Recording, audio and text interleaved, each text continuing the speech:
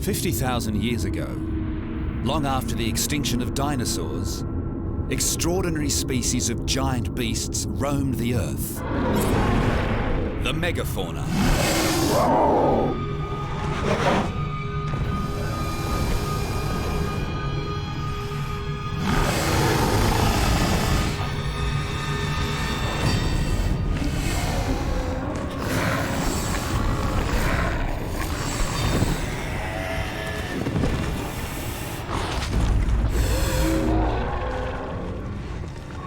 These heavyweight champions of the animal kingdom ruled for hundreds of thousands of years.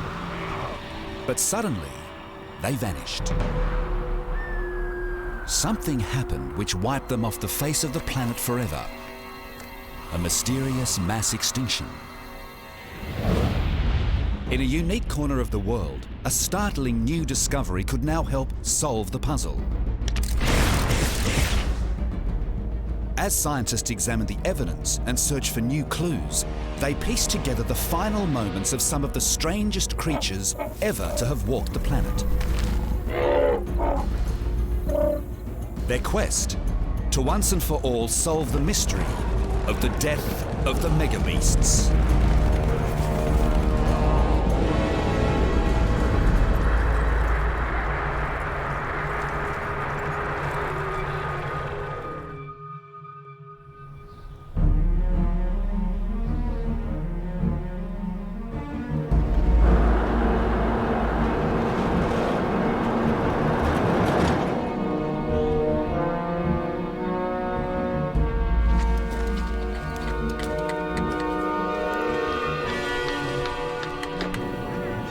Scientific detectives from around the world travel to a prehistoric crime scene in one of the most remote places on Earth.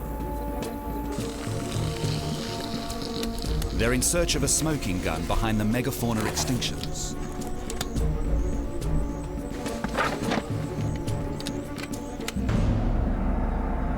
The place, Australia. The time, 50,000 BC. There they will uncover the world of the Megabeasts, what they were and how they died.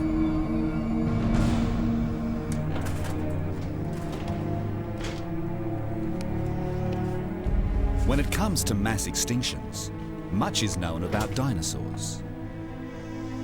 But for Australian Ice Age mammals, the case files are very thin. This area of research is relatively new, with far more questions than answers. Nearly all of the megafauna that went extinct in Australia were truly unique in that they were not found anywhere else in the world. They were big. The largest plant eater in Australia was Diprotodon tardum. This was a huge marsupial, the largest that has ever lived.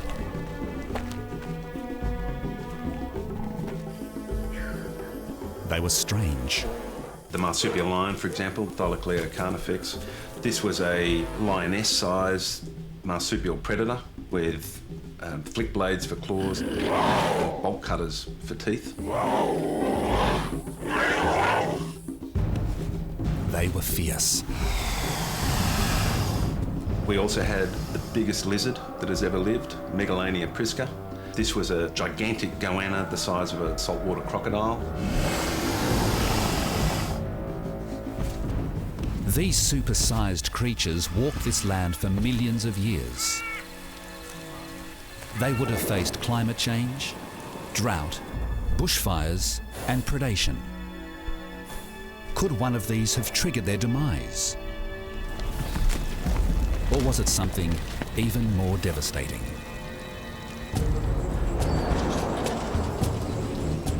For decades, scientific sleuths from around the world have been trying to crack the case.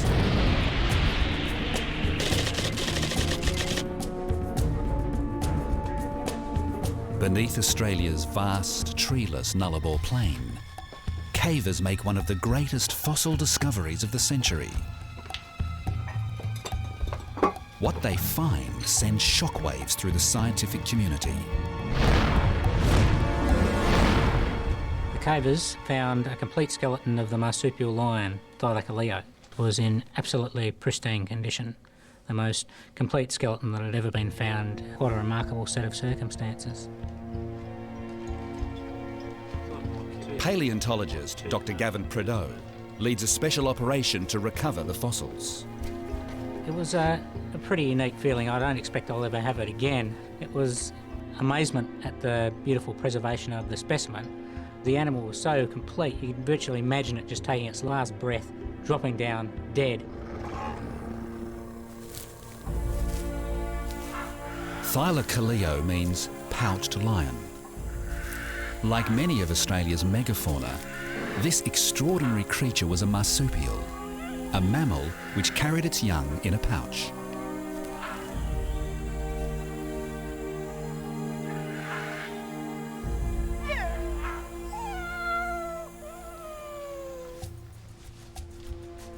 The marsupial lion fossils are one of dozens of megafauna remains found in this subterranean treasure trove. Many are hundreds of thousands of years old, and 8 are entirely new to human knowledge.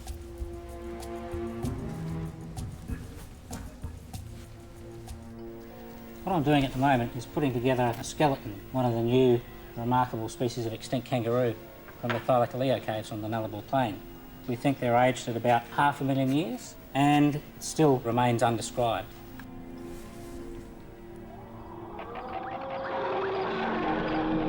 Over the last 500 million years, there have been other mass extinctions of large terrestrial animals. But the death of Australia's megafauna is relatively recent in natural history terms. It occurred less than 60,000 years ago, and no one knows why. Now scientists believe they're on the verge of a major breakthrough. At Colorado's Institute of Arctic and Alpine Research, scientists begin to piece together the puzzle. They examine the eggshells of an extinct megafauna, one of the largest flightless birds ever to have walked the Earth. The gigantic Genyornis.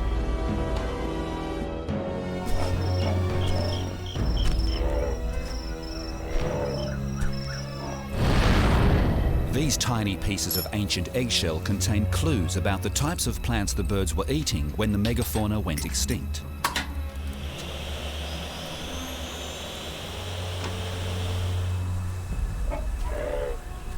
Genyornis was really a massive bird, somewhere around 2 meters or 6 feet, and it weighed something like 200 kilograms. It was probably a forager. It had a very large beak.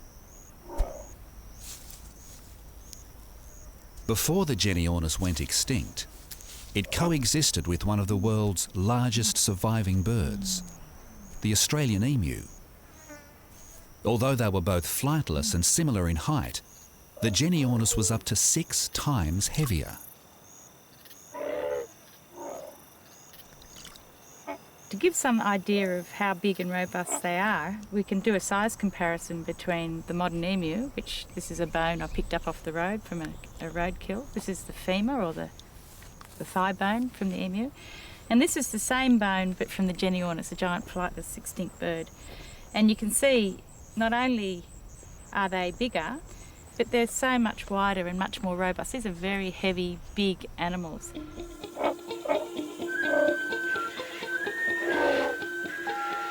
While there are many fossils of this giant extinct bird, the most widespread remains are surprisingly its fragile eggshells that have lasted millennia and provide clues about what they ate.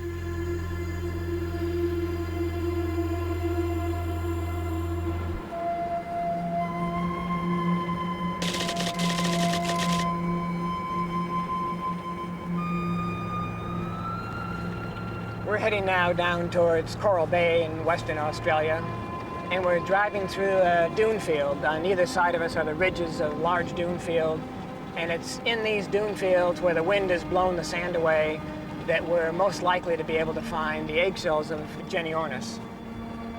We should find some nice collections. See, starting to pick them up here. A little bit of secondary carbonate on them. Professor Gifford Miller from the University of Colorado believes these ancient sand dunes hold the secret to the megafauna mystery. Oh yes, I can see a few bits appearing here. Yeah, and there should be some right up on top here. I think we'll find some more. He and his team search for Genyornis and emu eggshells. Yeah, there should be some up in here. It's a place we found. Oh yeah, there's a good collection here. Oh yeah. Yeah, okay, there they are. Yeah. What is it? It looks like emu, let's see.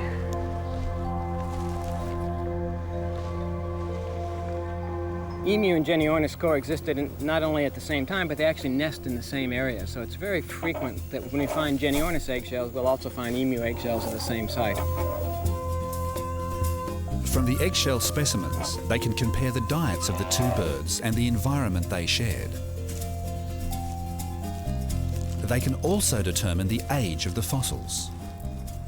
Because we find these eggshells with the same secondary carbonate, which is like cement. It's the same stuff like this that forms in the soil here, and it's actually stuck onto the eggshell so that we know that this is old eggshell, that it actually comes out of these sediments. And Gifford has dated eggshell from here to 25,000.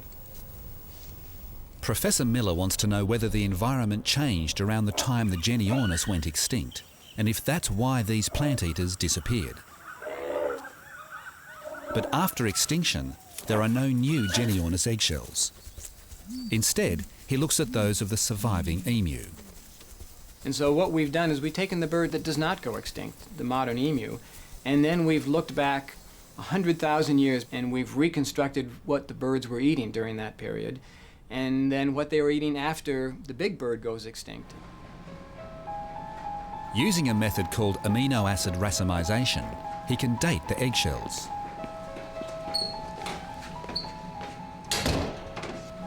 When we collect eggshell in the field, we often find that there is sediment adhering to the eggshell that we can't remove by simply scraping.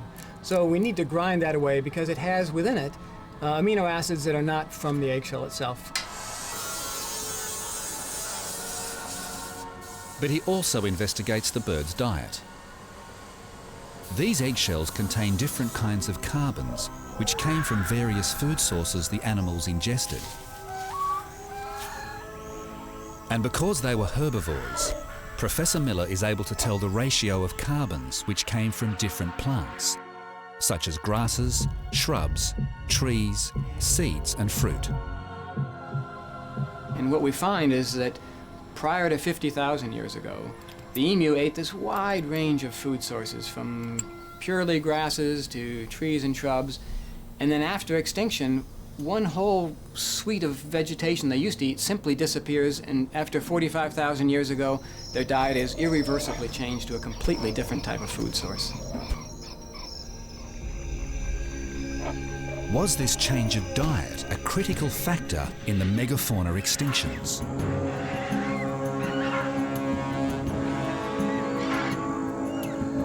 During the time of the megafauna, Central Australia was a place full of vegetation, supporting a variety of animal species.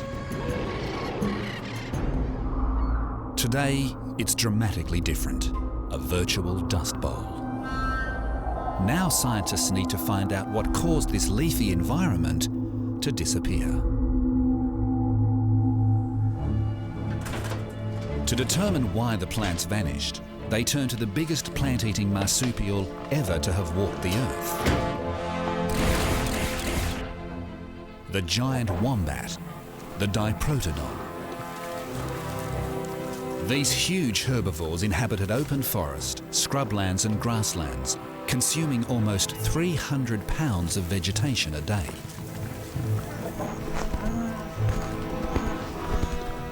To feed their gigantic demands, the diprotodons would search the land for plentiful supplies of food and water.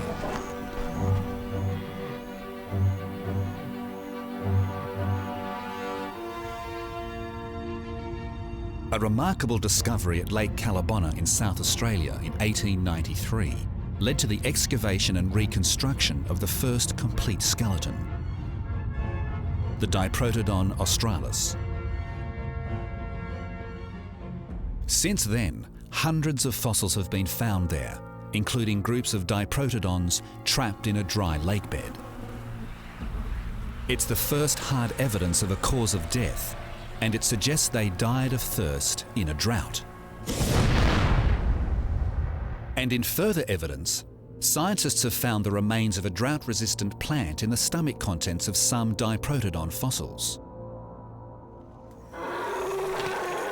Known as saltbush, it tolerates extreme temperatures and can grow in drought-affected areas. It's a sign these large animals may have been feeding on this plant in dry conditions. But in drought, being big also has its advantages. Large animals dominate watering holes and dwindling food supplies. If an area has become particularly drought affected and there is no food left, obviously a larger animal has larger body reserves or fat reserves and is more able to travel the sort of long distances required to get to the next food source. The huge diprotodons would have been well equipped to survive drought and rummage for food further afield. They seem unlikely candidates for extinction, but perhaps they possessed a hidden weakness. The overwhelming influence on the way that this animal moves is its size. To learn about how they died, Dr. Stephen Rowe, an expert in megafauna biomechanics, is working with computer animators to bring these creatures back to life. So you've got to bear in mind and remember that you're talking about, 2 to 3 tonnes of animal here. We used rhino reference to get the walks and the trots and so on. A rhino is probably your closest living biomechanical reference.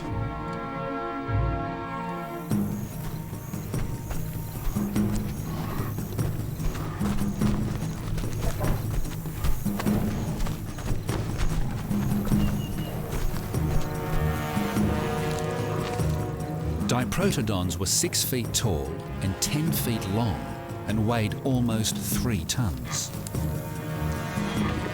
But size alone may not have been enough to protect them from the dangers of their environment and the fierce predators.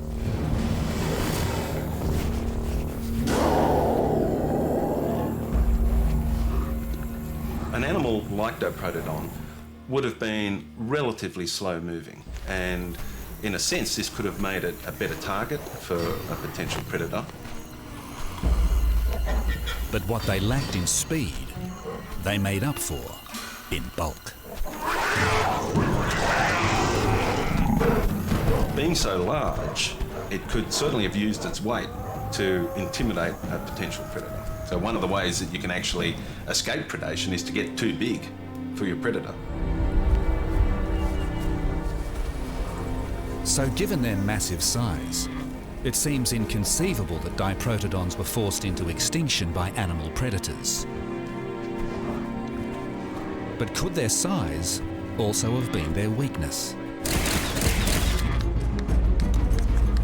Another mass extinction, millions of years earlier, of huge animals with voracious appetites may hold the key to the mystery of the megafauna. The death of the dinosaurs.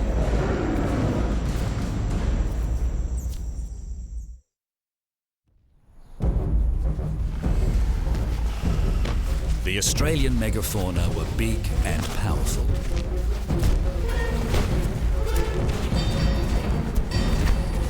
Some were marsupials.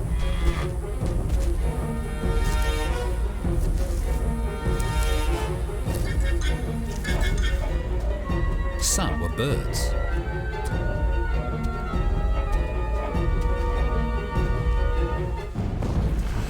One was the largest lizard that has ever lived. Megalania was a member of the monitor lizard family. It was huge and dangerous and free to roam the continent. Yet evidence of its existence is scarce, with few clues as to why it went extinct. It's not well represented in terms of fossils. We certainly do not have anything like a complete skeleton. of a megalania. But there is certainly enough out there for us to be entirely sure that it was very big. Some people would argue well over a tonne or so in weight. So this is a potentially devastating animal. It was definitely carnivorous. It had very sharp teeth. These teeth, in fact, were serrated. So basically it had a mouthful of steak knives. It was incredibly powerful and certainly theoretically quite capable of taking perhaps even the biggest of Australian megafauna. So how did such a huge and fearsome creature become extinct? The answer may lie millions of years before the megafauna disappeared, when another group of giants encountered their own doomsday. The dinosaurs.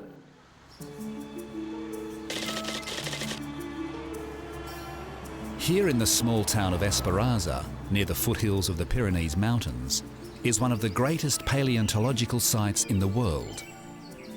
One which provides a vital understanding of how large animals become extinct.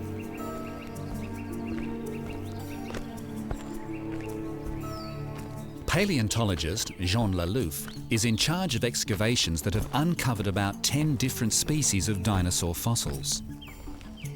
These date back to 65 to 80 million years ago. Là-dessus, il y a 6 espèces environ de dinosaures herbivores et 3 ou 4 espèces différentes de dinosaures carnivores qui ont été identifiées.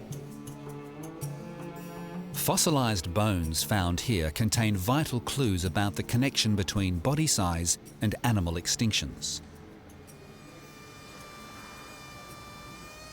The most significant discovery was a herbivorous dinosaur named Eva, the most complete skeleton of its type ever found in Europe. En comparant les os de ce squelette avec ceux d'autres individus découverts sur le même site, on se rend compte qu'ils sont beaucoup plus petits et qu'Eva était donc un jeune individu. Eva mesurait environ 10 mètres de long pour 3 ou 4 mètres de haut et une dizaine de tonnes, et les adultes étaient bien entendu beaucoup plus gros. Even as a juvenile, Eva would have eaten as much as Australia's largest megafauna. Hundreds of pounds of fresh vegetation a day. So did this enormous appetite make dinosaurs vulnerable to extinction?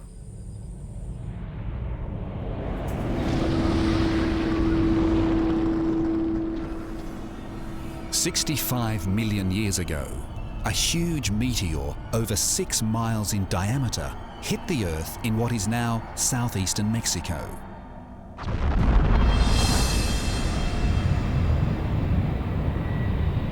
The impact penetrated the Earth's crust, causing huge fires, triggering tsunamis and severe storms with high winds and acid rain. The dust and debris thrust into the atmosphere blocked most of the sunlight and lowered temperatures globally. This cataclysm wiped out the dinosaurs and at least half of all species on Earth.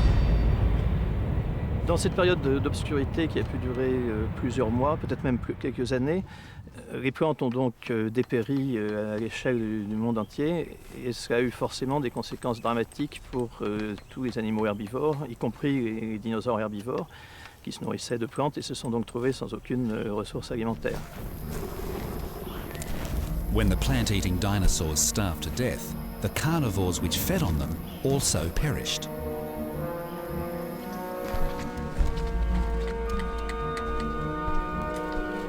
There's no evidence that the Australian megafauna's habitat was destroyed by a meteor. But the extinction of the dinosaurs provides clues about what happens to large animals when their environment changes drastically.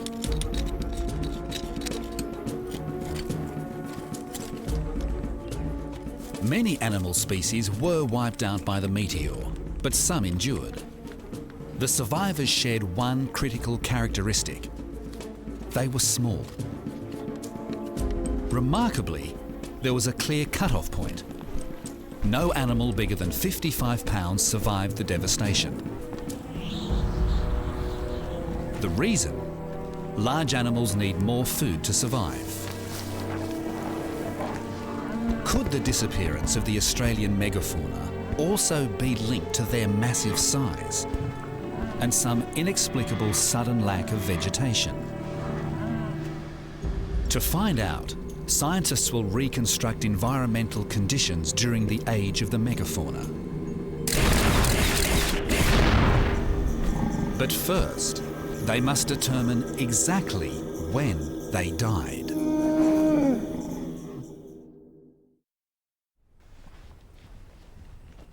To solve the mystery of the death of the megafauna, investigators must not only discover the identity of the extinct animals, but pinpoint their time of death. If we're to really get a handle on why the megafauna went extinct, we do need to work out when climate changed, how the landscape changed throughout that period of time, the last 200,000 years. To do that, we need to have dates at various times throughout that period, and that's not an easy thing to do. The date of the megafauna extinction has been one of the longest running and hotly argued debates in paleontology. But at this secret location in southwestern Australia, scientists make an amazing discovery that sheds light on the mystery. They unearth the fossilised bones of what appears to be a mega-sized kangaroo. What we're looking at here is part of a skeleton of an extinct short-faced kangaroo. These animals were quite widespread across Australia up until about 40 or 50,000 years ago, and this species was common right across southern Australia and particularly abundant in the southwest. At first, paleontologists thought it was just a huge kangaroo. However, when fully grown, the Procoptodon was almost 9 feet high and 3 times bigger than a normal kangaroo.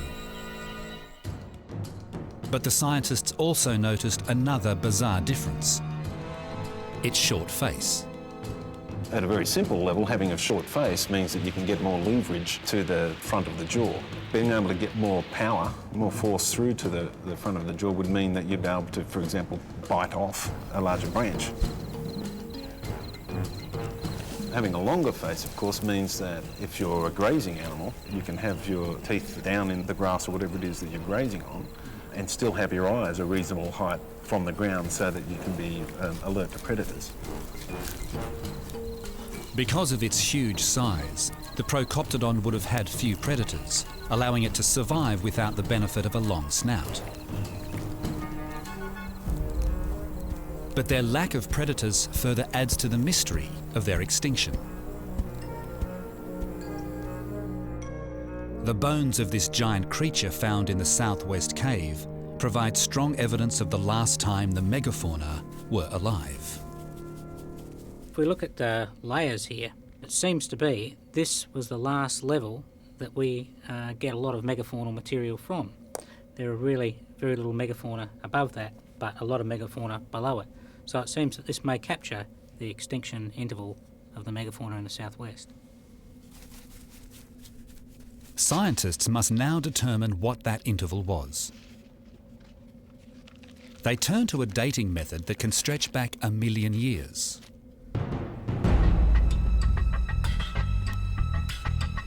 Like a forensic investigator of a suspicious death, geochronologist Professor Bert Roberts examines the burial sands of megafauna remains. He uses a groundbreaking technique known as luminescence dating to determine when those sands fell into caves as megafauna plunged to their deaths.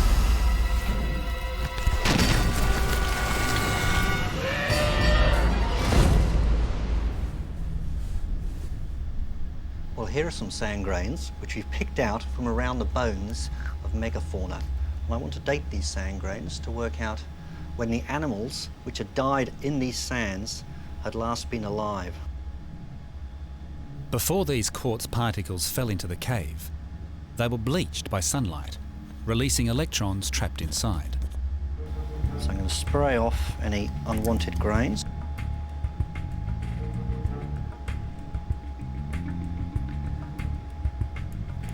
I'll load it onto the carousel.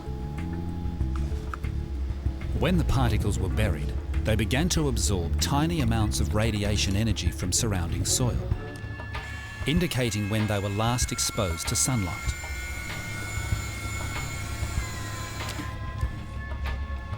By exposing the sand particles to light, the radiation that was absorbed is released. Professor Roberts gauges its intensity and works out the age of the particles within a remarkable 5% accuracy. Well, we've now measured all of the grains, and these are the results we're getting. One of the grains produces a very nice amount of light, and that's a very good grain from which we can work out when those sediments came into the cave and buried the remains of the megafauna that died in those sands.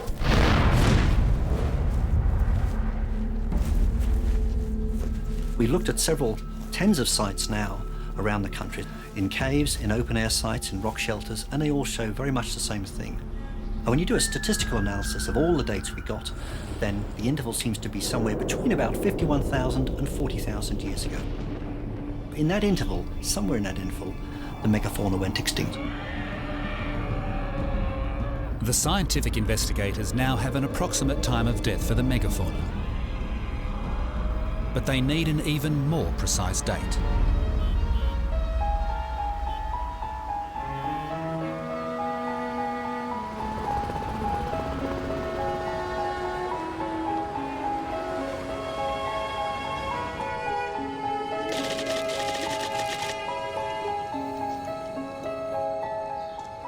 On the outskirts of Paris, at the National Centre for Scientific Research, Australian scientist Dr. Linda Ayliffe is on a quest.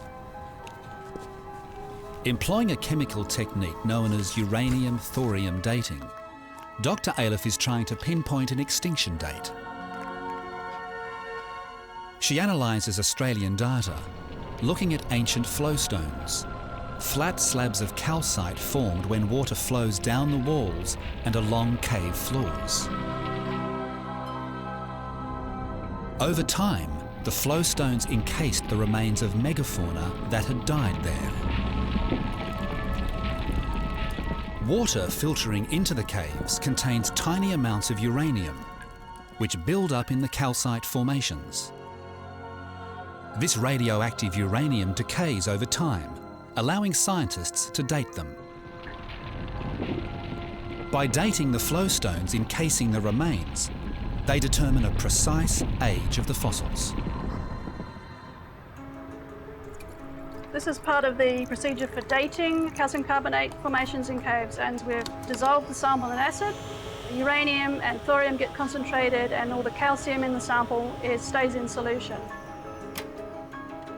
Dr. Ayliffe uses a mass spectrometer to measure the weight of molecules. By determining how much uranium and thorium are present, it reveals the fossil's age.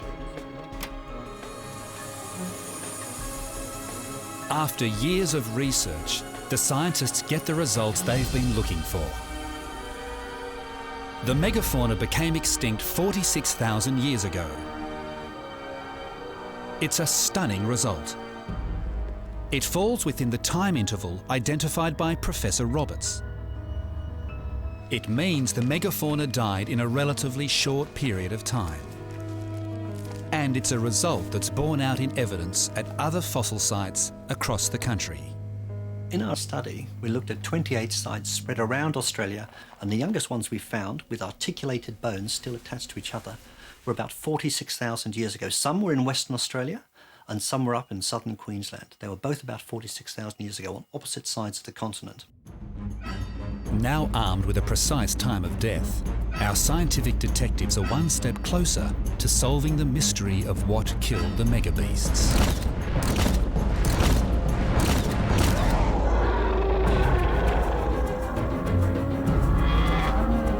They know that the death was quick, but they have yet to confirm who was at the scene of the crime.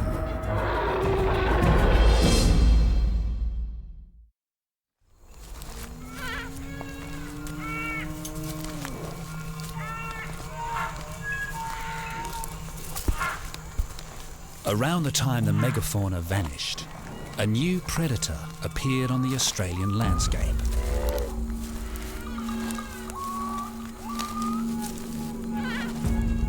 When humans first walked this land, they may have come face to face with the weirdest and most ferocious beasts they'd ever seen.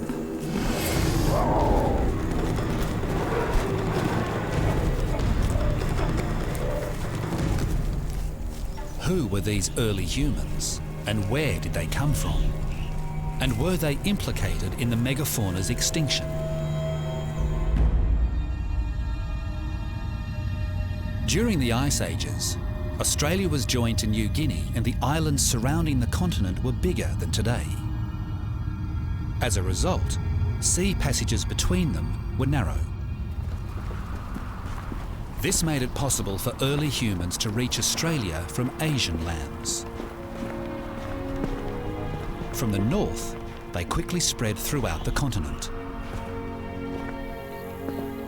Estimates of human arrival range between 40 and 70,000 years ago. If humans did have a role in the extinctions, scientists will need to prove that man and the megabeasts shared the continent.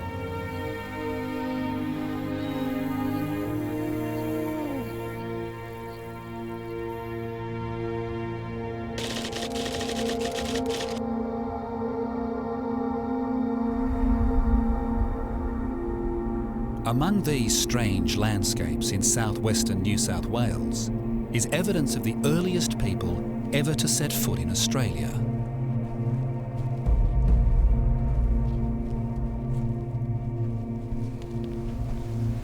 These are my ancestors' footprints from way back Gundinura. I mean, long time ago. And that word Gundinura, if they were telling us a story, they always put that in, and we knew, you know, what they meant. It was a long time ago. That long time ago was 20,000 years. And they're still around. Lottie Williams is a member of one of 3 tribal groups, which are the traditional custodians of the area. I'd say this one of a girl, and that one back there is a man's footprint. The footprints were formed in mud. When the water dried up, they hardened and remained hidden by layers of sand for thousands of years. Dr. Matt Cupper is part of the research team involved in their discovery. The footprints that were found here at Lake Mungo are actually on the shoreline of a larger lake, Lake Garnpung. And as we uncovered the layers of sand, we've uncovered over 450 footprints now, and that makes them the largest collection of Ice Age footprints in the world. And they tell us quite a few things about the social behaviour of these early people in Ice Age Australia. We think that perhaps a dozen or 2 dozen people were represented by the different prints on the surface, and so we can see that Aboriginal society consisted of small bands of people. We've got small children rising up to large adult men. So a whole family group or several families walking across the landscape.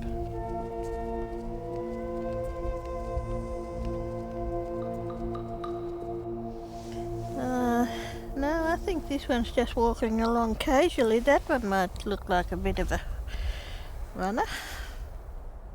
Some of the footprints measured a whopping 12 inches in length. We think that they were made by quite tall people, and by measuring the distance between the footprints, we think that they were running quite fast. Some of them were perhaps running at up to 20 kilometres per hour, and so this suggests that they were quite healthy, fit individuals, capable of quite high fits of exertion.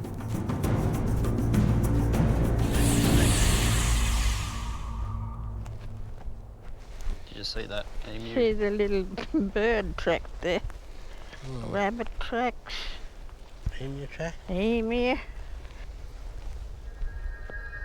The Dreamtime stories or ancient legends of Aboriginal people tell of the Karamakara, animals which lived in forested areas with rich undergrowth and plenty of water. It is said their environment was destroyed and they were forced to roam the continent, and that their bones can still be found today. Bones of the giant kangaroo, the giant emu, the giant wombat-like critter. It's been found out here 40,000 years ago. It's just to roam around here when these Great Lakes were full. Yeah, it all fits in with their Dreamtime stories. All the scientific evidence. what's been passed down to generations to generations. The megafauna and many other animals would have feasted around this great lake. Piles of shellfish debris, leftovers from human meals, indicate this site was also a magnet for early man. So this sedimentary unit here is the Lake Mungo unit, and it dates back to about 40 to 60,000 years ago, corresponding approximately to the timing of the extinction of the megafauna. Interestingly, this also contains evidence of the first humans in the Willandra Lakes. We've got the bones of Mungo man and Mungo woman and stone artefacts eroding out of this unit dating back between about 42 and 50,000 years ago. So there's a window of perhaps 4,000 or 5,000 years or so that we think that people and the megafauna were in the Australian landscape together. It's a short overlap, and it closely coincides with the megafauna's extinction.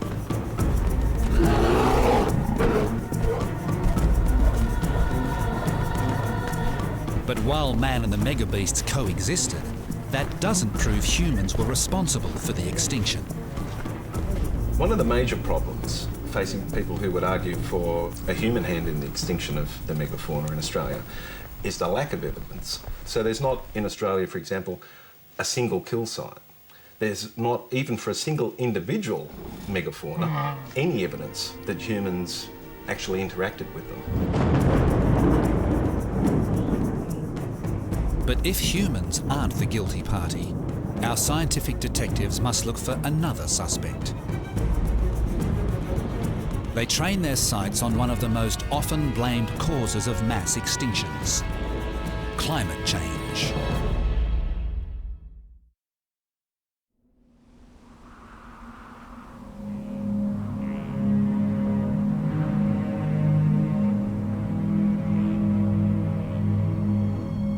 Here in the snowy mountains of New South Wales, scientific detectives are investigating another possible culprit behind the megafauna extinctions: climate change.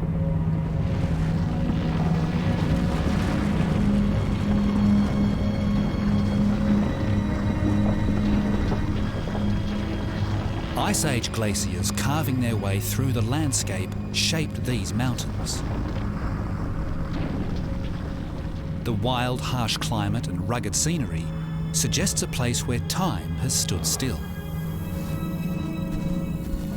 In solving the mystery behind why the Australian megafauna became extinct, it's important to consider what the climate was like at the time and how it's changed before and since the megafauna became extinct. Throughout the Earth's natural history, the planet endured several ice ages. The Earth cooled, and colossal ice sheets up to a mile thick advanced from the polar ice caps to freeze vast regions of the continents.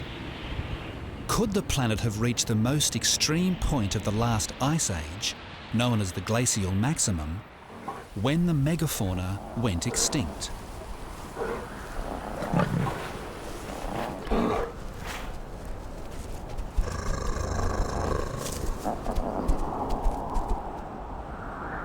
The Snowy Mountains is one of the few places in Australia that was glaciated during the last ice age. Throughout the continent, temperatures plunged by 9 to 18 degrees Fahrenheit.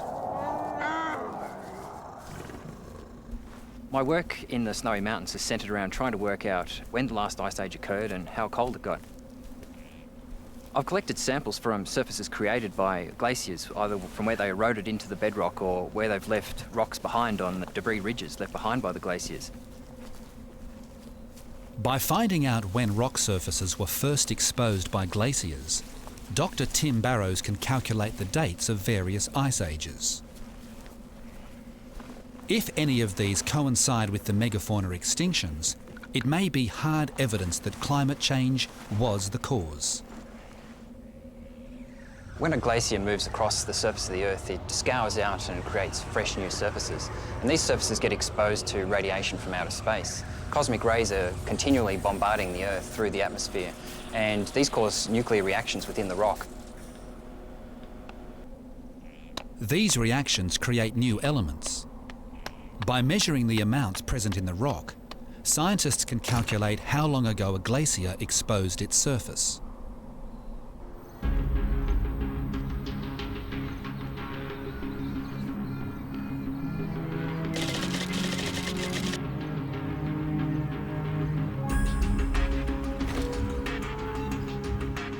This heavy iron particle accelerator measures the abundance of extremely rare atoms and allows scientists to date rock surfaces from the Ice Age.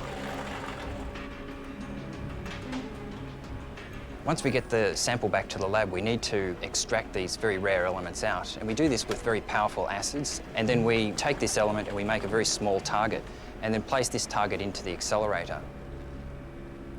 These elements form naturally at a known rate. By bombarding them with high-energy charged atoms, Dr. Barrows and Professor Keith Fifield are able to calculate their abundance and, in turn, the age of the surface of the rock. Start taking down those numbers. Looks good. Everything's good. 25% increase in beams, well worth having. Yeah.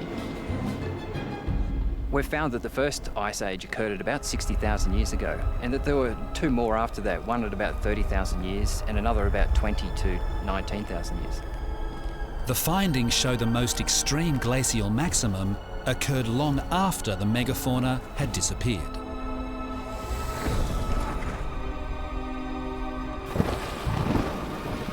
But the results also reveal they survived the Ice Age at 60,000 years ago.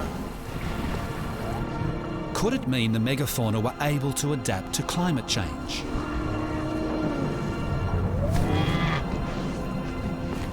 Fossilised footprints at Lake Callabonna in South Australia confirm the diprotodon was covered by thick fur.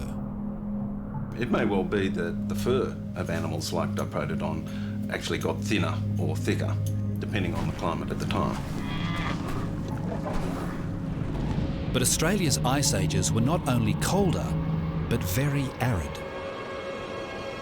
Sea levels dropped by more than 300 feet, and the island of Tasmania became part of the Australian mainland.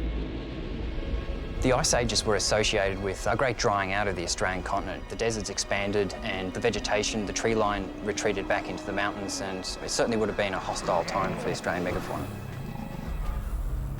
Changing something like fur length is a relatively minor adaptive change. Changing your actual physiology to withstand more arid conditions is another thing. The theory is clear. Extreme Ice Age dryness could have decimated the megafauna population. But proving it is not so simple.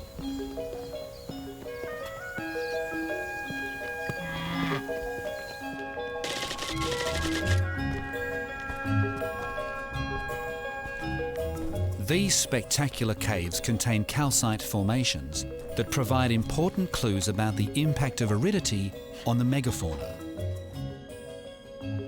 They're also one of the very few sites on the planet with an almost continuous fossil record of vertebrate life, spanning the last 500,000 years.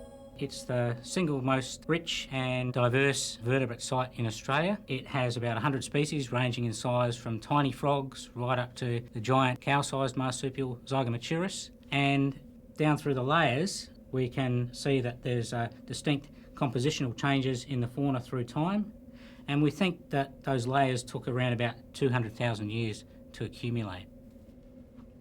This extensive time frame allows scientists to study how megafauna populations were affected by big decreases in rainfall. Dr. Linda Ayliffe has been collaborating on this new project. The scientists are looking for patterns of growth in the calcite formations, indicating wetter and drier periods. We take samples of stalactites, stalagmites from a lot of different places in the cave, and we date when they grew. They match this data with the ages of different fossils in the cave. The results reveal that although megafauna populations did decline during dry periods, most eventually bounced back. What we did was essentially demonstrate that the megafauna did indeed make it through a number of successive wetter times and drier times, but the only time that megafauna didn't bounce back, based on our studies of the last 500,000 years, was just at the time that humans were in Australia. With evidence that climate change was not the driving force behind the extinctions, the focus of the investigation turns back to humans. Scientific detectives scour the Australian outback for further proof of human interaction and explore a new theory that humans unleashed a systematic assault that wiped out the megafauna.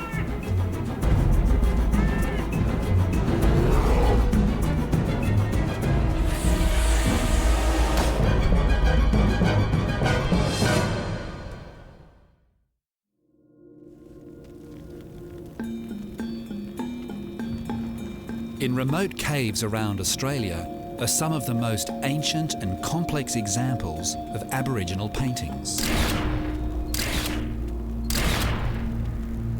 This rock art documents the practices and lifestyles of the earliest people to have inhabited the continent and the creatures they encountered. Aboriginal paintings around Australia are done in a wide variety of different styles, depict a huge range of different kinds of activities, abstract concepts, animals, plants, and they're done in many different ways. There are a lot of caves and rock shelters throughout Australia that show an extremely wide variety of motifs, styles, and of course represent many different ages.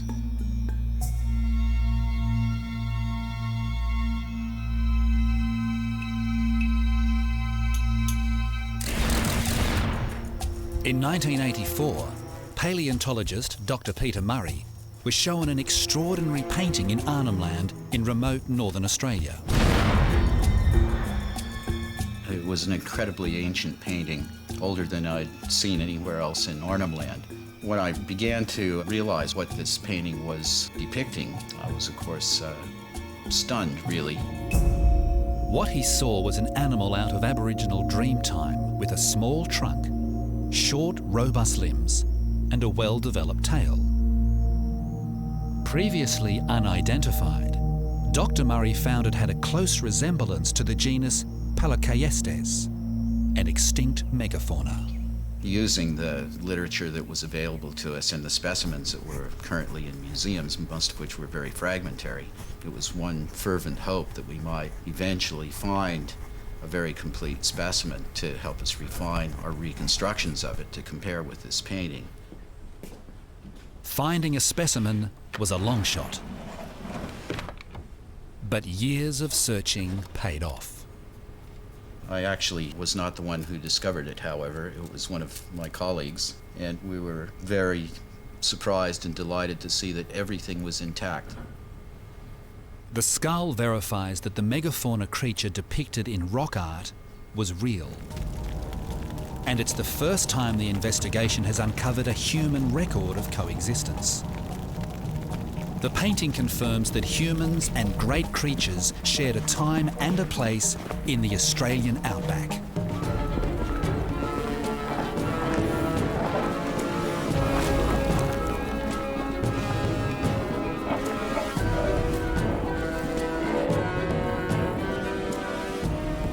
By dating wasp nests that overlie the pigments used in the artwork, scientists found that the Megabeasts painting was a minimum of 40,000 years old, making it one of the oldest paintings in the world.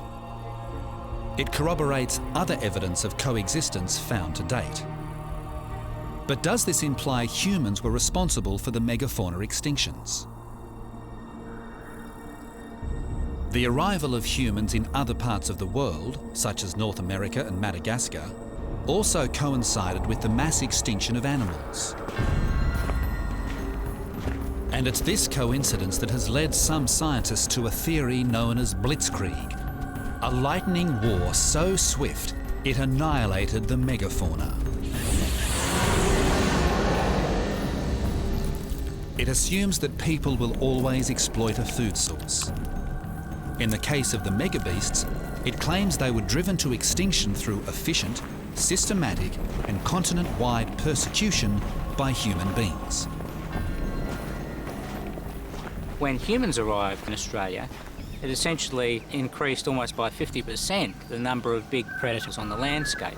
So just by virtue of their presence and their need to eat and sustain their own populations, it would have impacted on the megafauna.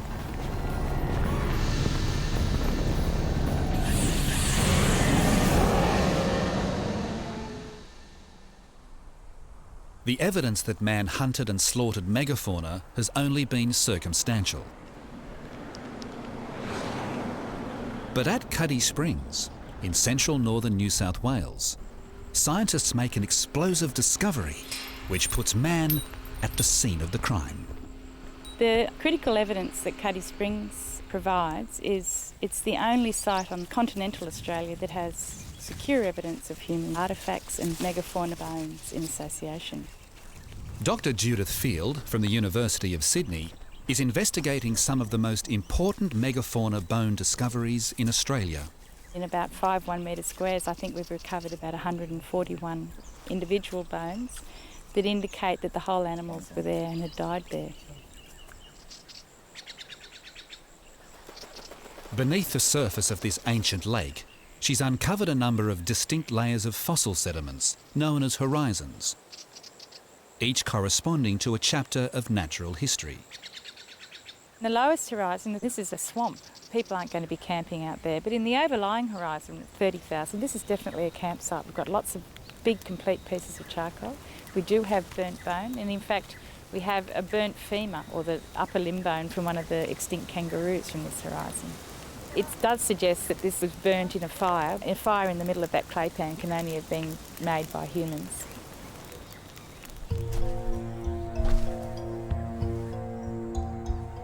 Among the fossils at Cuddy Springs is the complete jawbone of a diprotodon.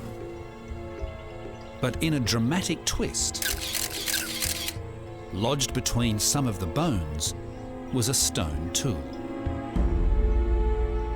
This is probably the most exciting discovery, and as always, it's the first discovery, and you spend the rest of your life looking for something equivalent.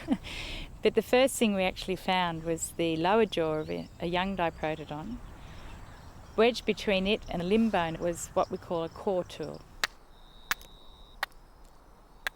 Core tools are used to make other tools, such as blades and stone knives.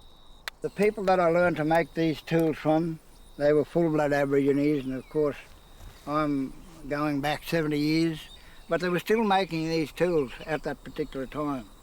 This is a type of quartz or chert stone that we use, and it's a very good stone, as you can see. I used all the modern tools today to make these stones.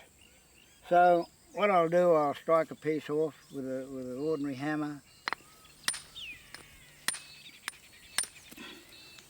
They're beautiful tools, are. And these guys, it's very sharp, as you can see. You can strike big cutting knives off this piece of stone as big as you want it.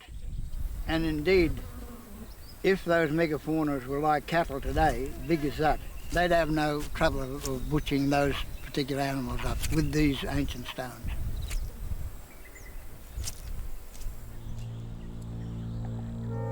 Forensic tests on the stone tools can detect minute traces of blood and bone fragments tens of thousands of years old.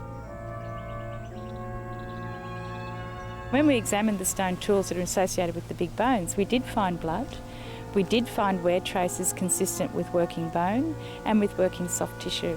And these can only come about by impacting on the bone or defleshing. So if you're filleting an animal, then the impacts of filleting will be reflected at a microscopic level on the surface of the stone tool. Anything that moved in the Australian bush, my people, they had them on the coals and eat them. And so megafauna animals wouldn't have been any different to the smaller animals that existed at that particular time. The evidence seems clear. Humans did indeed eat megafauna. But the tools found were more like kitchen utensils than weapons. and some megafauna fossils indicate the animals died after being trapped by mud. Cuddy Springs may be nothing more than a massive scavenging site where humans preyed on the dead or dying.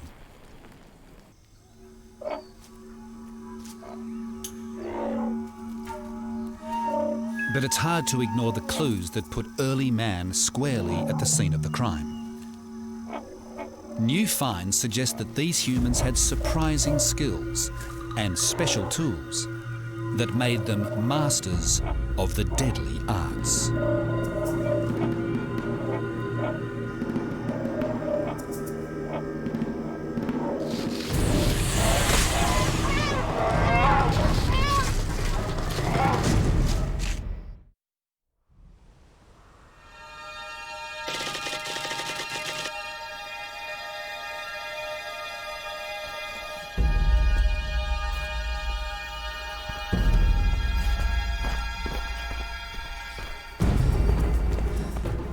Early humans were hunter-gatherers.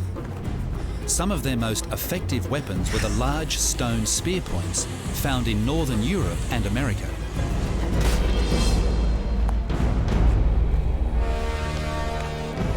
These were typically associated with Ice Age big mammal hunting.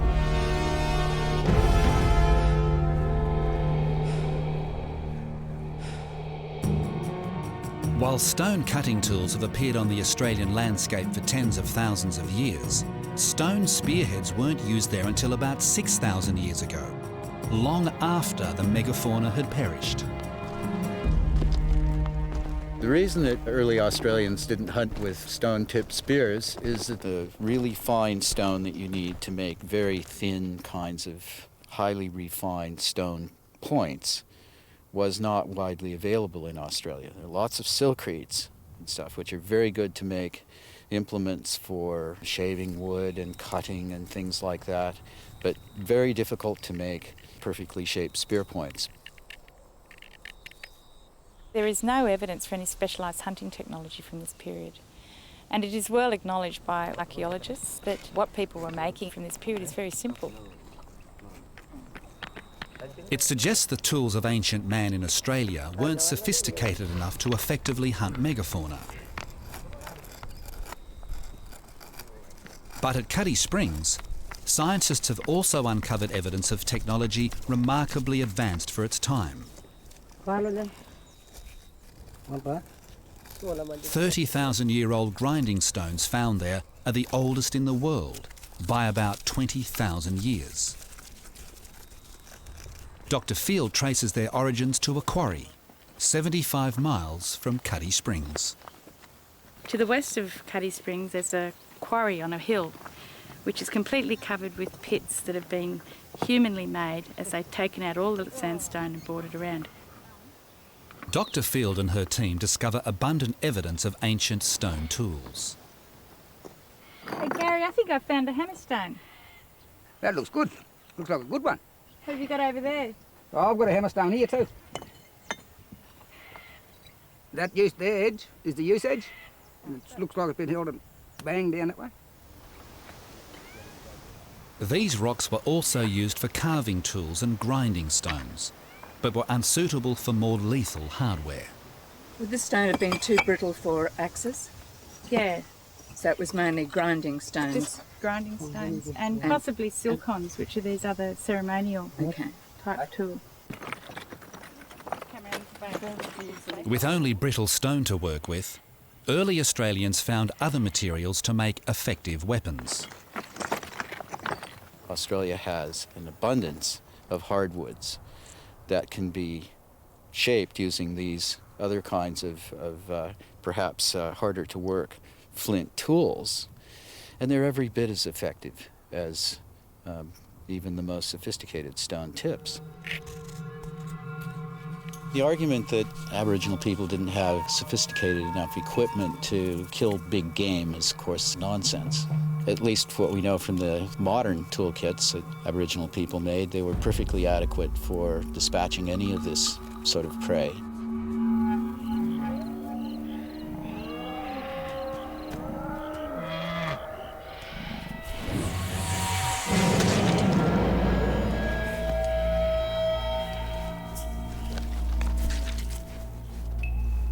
While hard-wooded spear points can inflict substantial damage, they would have been most effective in killing smaller animals and juvenile megafauna. And this may have tipped their balance towards extinction.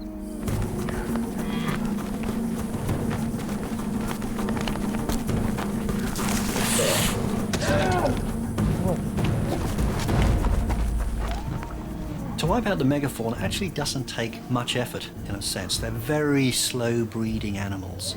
So if just one kill is made per person per decade, that would be enough. If you're picking off the juveniles, not the adults, the juveniles, that's enough to drive that species to extinction, because you're picking them off more quickly than they can actually replace their population. It is a form of blitzkrieg, it is a form of overkill, but it's not the sensational type where you have lots of blood on the landscape. That wasn't happening. It was just small-time barbecues, really, every year by small family groups. And after a few thousand years, maybe only 1,000 years, these species would have disappeared completely from the record. Even if early humans did have the weapons to kill juvenile or small megafauna, not all scientists believe these animals were easy targets. A major part of the argument for human hunting as the primary cause of megafaunal extinction is the idea that the Australian megafauna were naive, that they were unused to predation, and because of that, they were easily killed.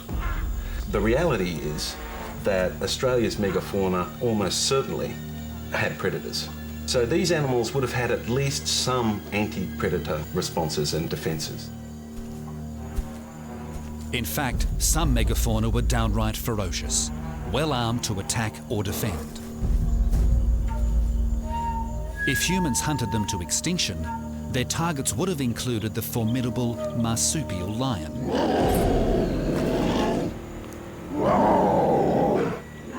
The marsupial lion, Thylacoleo, was right at the top of the food chain in Ice Age Australia. This was an animal with remarkable specialisations. In some ways, it was the most specialised mammalian carnivore of all time. It was well armed with retractable claws on both its hands and its feet. Its thumb claws were particularly well developed. Some people think of these as actual killing weapons, that the marsupial lion actually went in and sliced and diced its prey, opened it up with the claws, and that they might then have bled to death. I think that's pretty unlikely. In reality, these massive thumb claws, I think, would have been used as grappling hooks. These traits may have guaranteed its place at the top of the food chain. But despite its name, the marsupial lion was more like a bear than a lion, and had little in common with today's big cat predators. Now, it's not going to be able to curve its back as much as a cat. Yeah, because it's not as flexible in the middle. It's not as flexible, and it's got a short sort of lower back, short lumbar region. Right. So you're looking at an animal that's probably was not the most elegant of runners, but it would have had an explosive burst of speed.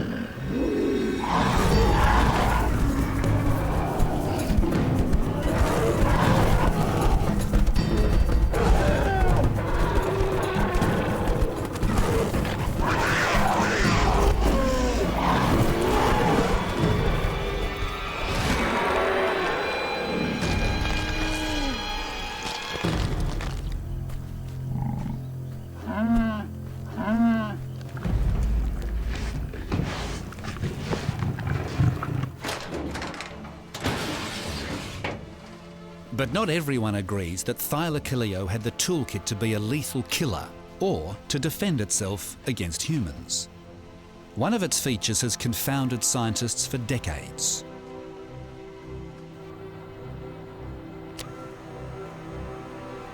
At first sight, Thylacoleo's teeth don't resemble those of a serious carnivore. So Dr. Rowe wants to find out how lethal this animal really was, and if it could defend itself against predators, including humans. He decides to put it to the ultimate test. First, he scans a complete skull of a small Thylacoleo from the South Australian Museum.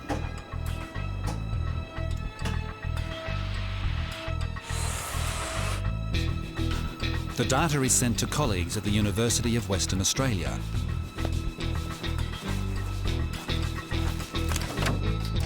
Using a technique known as rapid prototyping, they build a full-size cast of the skull and jaw. Prototyping uses computer modelling to create paper-thin cross-sections of the skull. A high-powered CO2 laser beam melts metal powder into thousands of layers until it finally builds a bronze cast.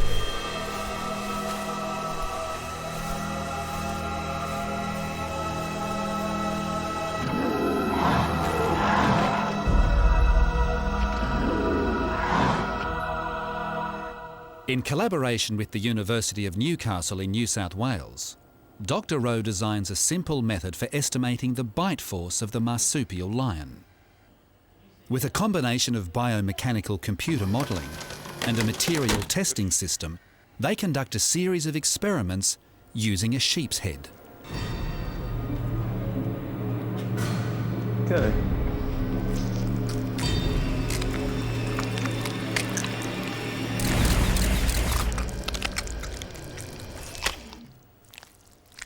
First of all, we've had these large incisors at the front penetrate the flesh. Between those upper and lower incisors, it's pulled the neck of the animal back into those massive slicing teeth at the back. And this is a relatively small marsupial lion skull. The bite of even a small thylacoleo could generate a staggering 1,000 pounds of force, close to that of a female lion, an animal double its size.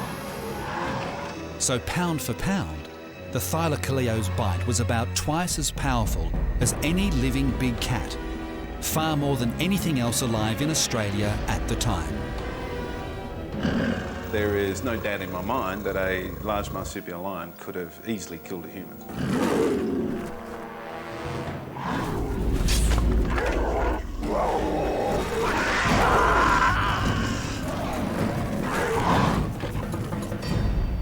The marsupial lion was one of the animal kingdom's most ferocious creatures.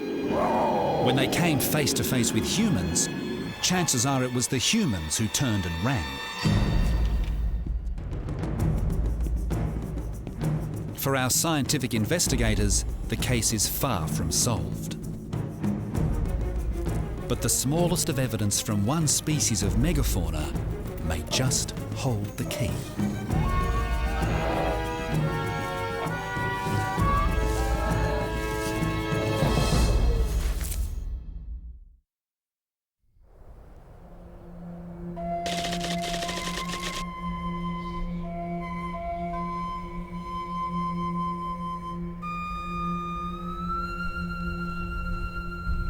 Professor Gifford Miller from the University of Colorado has returned to the site of a prehistoric crime scene.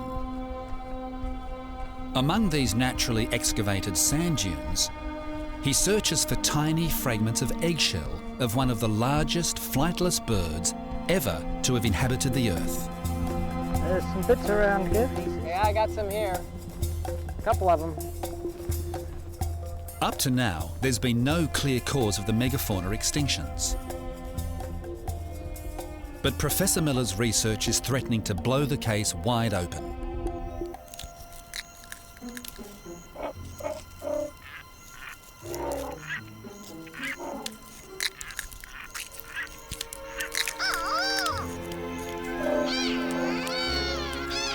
From the eggshells of the Genyornis, he's been able to determine that the bird went extinct 45,000 years ago.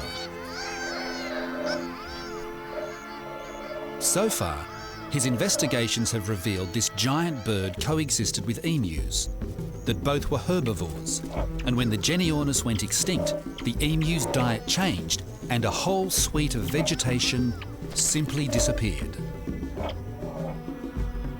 The changes we observe in the diet after 45,000 years tells us that there was a complete revolution of ecosystems across semi-arid Australia, and that after 45,000 years, the ecosystems were fundamentally different than previously, and they remained in that different state all the way through to the present day.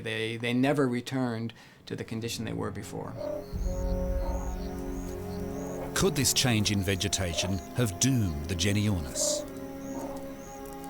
Professor Miller has determined that while emus had a varied diet, the Genyornis was a fussy eater. The evidence that we've compiled from the dietary reconstructions can explain why a picky eater, Genyornis, that had a very specific dietary strategy, was more vulnerable than the emu, which is a bird that has a very eat-anything kind of feeding strategy. When the vegetation changed and the sources of food altered, the Genyornis was unable to adapt to a new diet.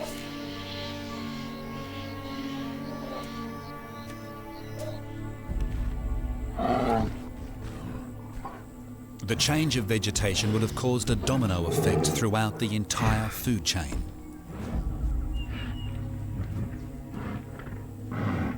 As herbivore populations perished, the carnivores dependent on them for food became vulnerable.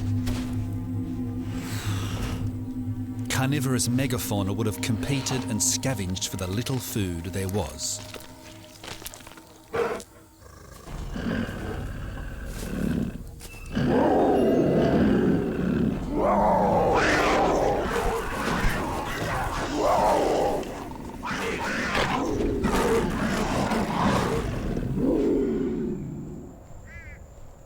But a decline in their usual food sources wasn't the only pressure the megafauna had to endure. Find anything up there, John? A little bit here, Giff. In this sand dune, Dr. Miller and his team make an extraordinary discovery. They find several burnt eggshells implicating humans in the predation of Genyornis eggs.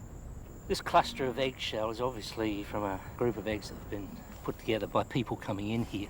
The broken eggshell itself, the burnt eggshell, suggests that it's been in somebody's fire and that they've been cooking them up. Some of them are burnt completely, and it's possible that could be by wildfires, but many of them exhibit this, what we call point burning, where part of the shell is quite burnt and the rest of it isn't. Here's another example here.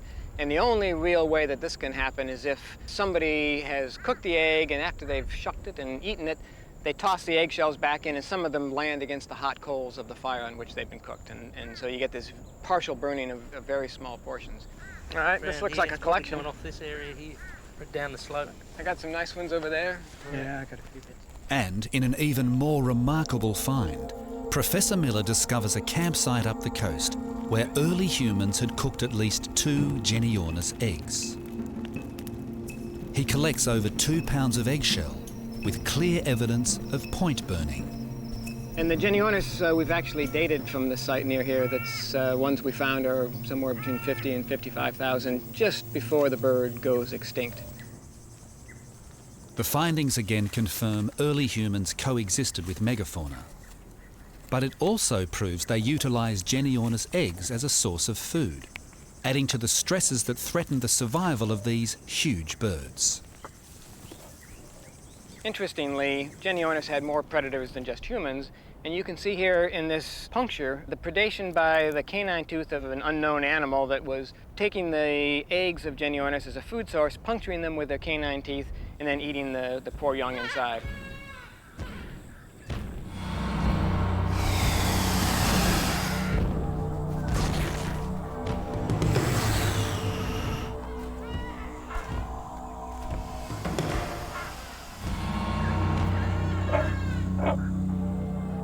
These large birds were under enormous pressure.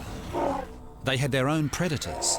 They were threatened by climate, by changing food resources, and by competition from other animals.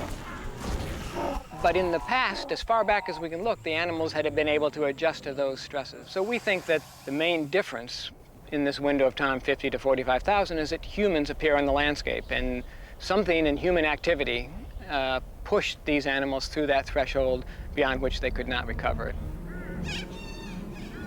Could humans have altered the ecology of the megafauna? Our scientific detectives close in on the case.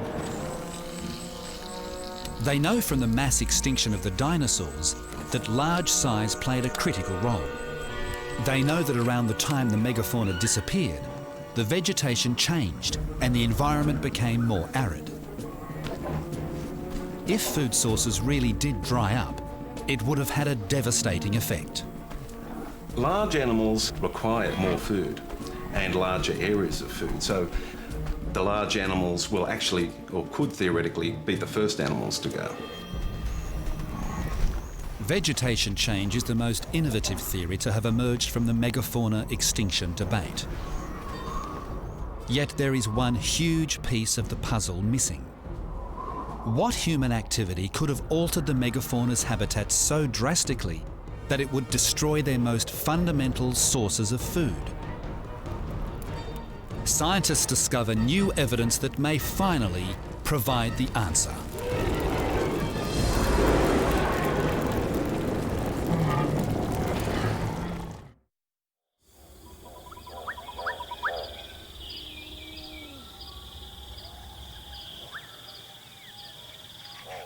The investigation into the megafauna extinctions gathers momentum. Scientific detectives have identified a prime suspect: early humans.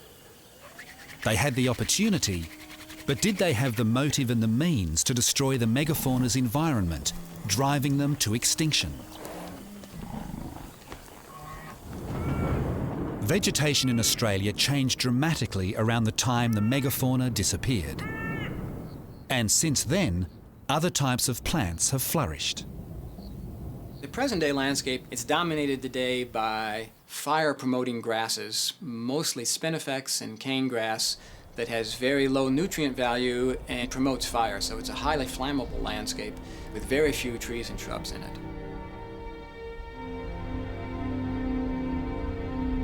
Buried below the surface of this changed environment, scientists have now found a startling new line of evidence: dark layers of incinerated remains of ancient vegetation. Bushfire has been a natural part of the Australian landscape for a long period of time, initiated largely by lightning strikes. But what we see beyond about 50 to 45,000 years, just at around about the time humans arrive in Australia, a much greater increase in charcoal frequency. These charcoal deposits not only coincide with the arrival of humans, but the period of the megafauna extinctions. And they also correspond with the disappearance of several varieties of rainforest. Together they point to a substantial increase of wide-scale burning, which transformed the environment. It seems very likely that that is related to the arrival of people and not just a coincidence.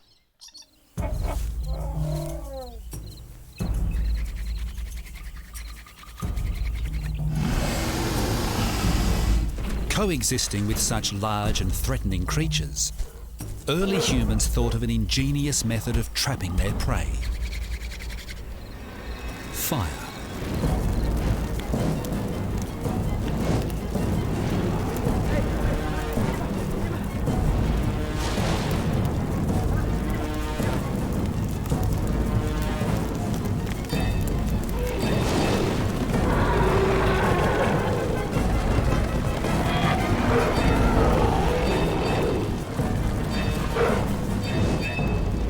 But they also burnt the landscape for a variety of reasons.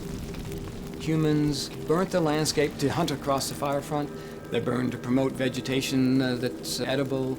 They burned to clear the landscape for mobility.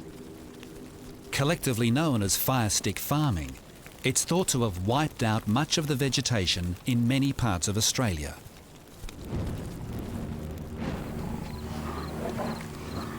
Prior to human arrival, bushfires weren't as frequent or as intense.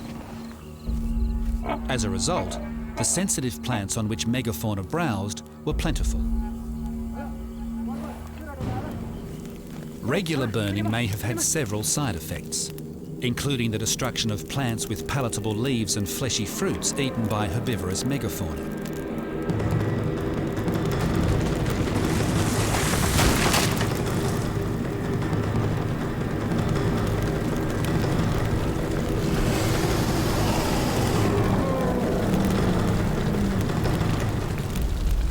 But it also contributed to the growth of fire-adapted plants in Australia.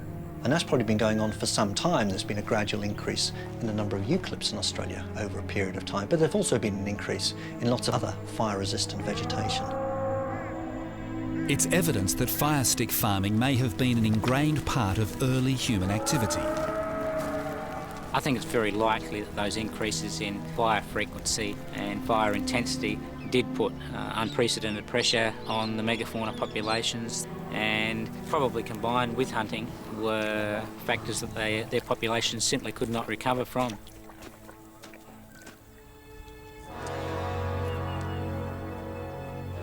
It's a startling revelation that a group of early humans changed the ecology of an entire continent, which starved the megafauna into extinction.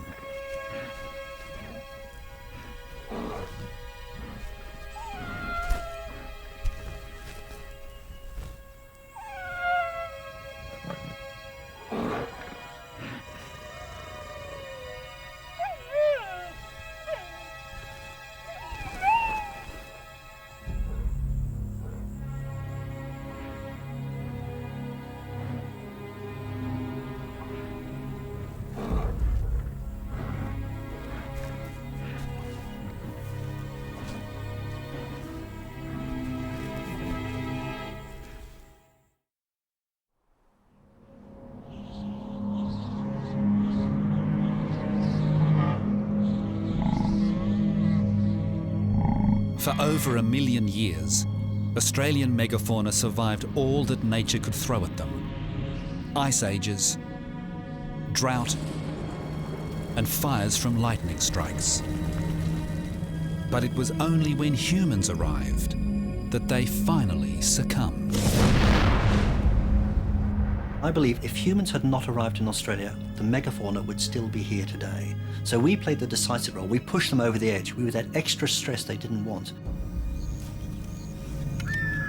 Recent groundbreaking discoveries in Tasmania support the claim. Because it was an island, megafauna survived 5,000 years longer than on the mainland and became extinct almost immediately after humans arrived there. We were the decisive factor in the extinction of the megafauna. All the dating evidence points toward there being a close conjunction of the arrival of people and the extinction of the megafauna. We have a mechanism to explain it. That mechanism was fire stick farming, the systematic and regular burning of vegetation.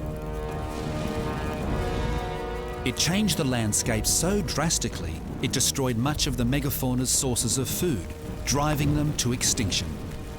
We've argued that changed firing of the landscape is the simplest explanation. Landscapes clearly have a sensitivity to disturbances that eventually might be on a continental scale. But there's a hole in the prosecution's case. For thousands of years, Australian Aboriginals have had a highly sophisticated system of sustainability for the food they hunted and collected from the land, practices that are still evident today. So why would their ancestors have overburned the megafauna's habitats to the point of their extinction? When humans came to Australia originally, it was a new landscape to them, completely different to the Southeast Asia they came from. And there was a period of adjustment. Evidently, that period resulted in the extinction of the megafauna. But as early humans came to terms with the nature of Australian ecosystems, they learned to manage their natural resources and live in a much more sustainable way. The arrival of Europeans just over 200 years ago caused another wave of environmental change and more losses to biodiversity.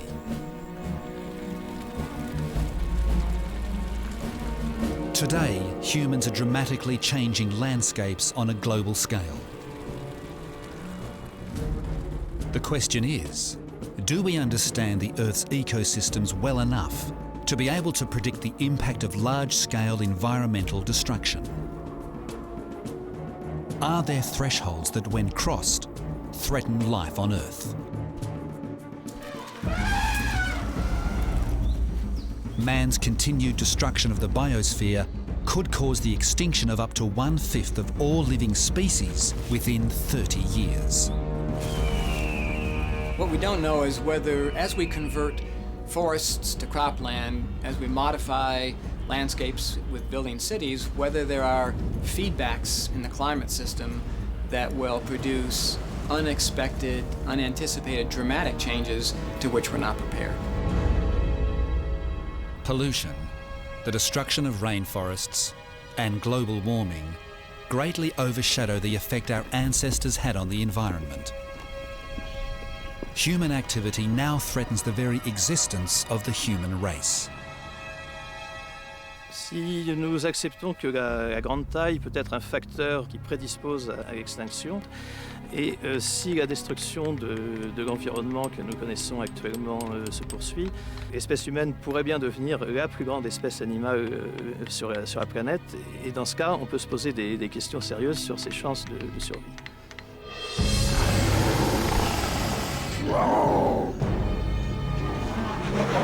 The mighty megafauna no longer roam the earth, but their legacy endures.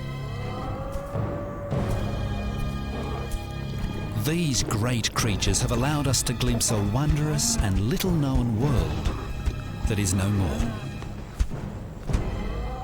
And they've revealed how to avert the next man-made ecological disaster. If we can learn from the lessons of the past.